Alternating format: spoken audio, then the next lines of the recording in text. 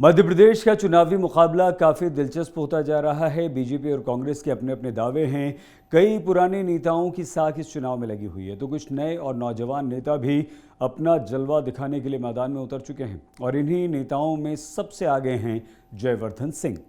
पूर्व मुख्यमंत्री दिग्विजय सिंह के बेटे जयवर्धन सिंह मध्य प्रदेश में या देश में किसी पहचान के मोहताज नहीं।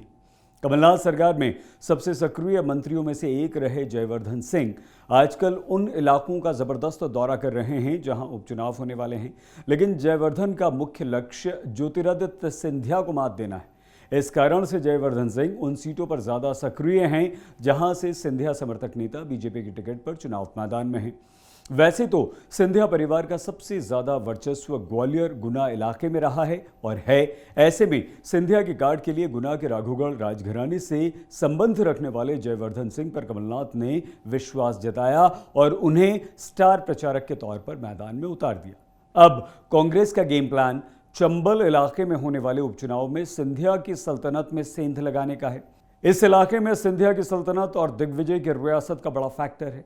कांग्रेस ज्योतिरादित्य सिंधिया को बगावत का सबक सिखाना चाहती है, इसलिए गुना ग्वालियर में जिन जिन सीटों पर विधानसभा उपचुनाव होने वाले हैं वहां पार्टी एक एक बूथ पर जबरदस्त मॉनिटरिंग कर रही है। कांग्रेस को यह पता है कि अगर इस इलाके में सिंधिया समर्थक नेता चुनाव हारते हैं तो फिर सिंधिया का तिलिस्म टूटेगा। इस इलाके में बीजेपी भितरगात से भी जूझ रही है, जिसका कांग्रेस फायदा उठाने की पूरी कोशिश में लगी है।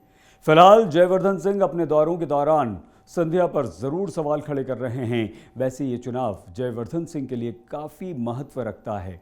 उनके पिता दिग्विजय सिंह को यह बहुत अच्छी तरह से पता है कि अब उनके बेटे का राजनीति में समय है और आने वाले वक्त में जयवर्धन को दिग्विजय को तैयार करना है। इसीलिए जयवर्धन सिंह को दिग्विजय सिंह ने आगे किया है।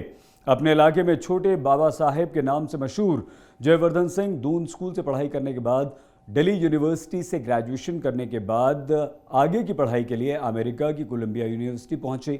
वहां से डिग्री हासिल करके लौटने के बाद राजनीति में कूद पड़े।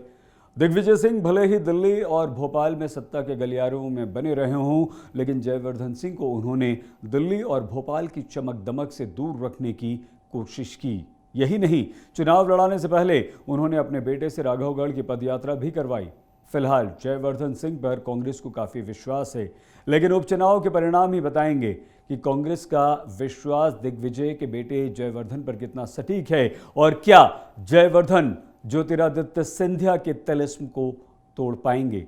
अगर वो कामयाब होते हैं तो उनका कद और बढ़ेगा, मध्य प्रदेश में उनकी पकड़ और ज़्यादा मजबूत होगी।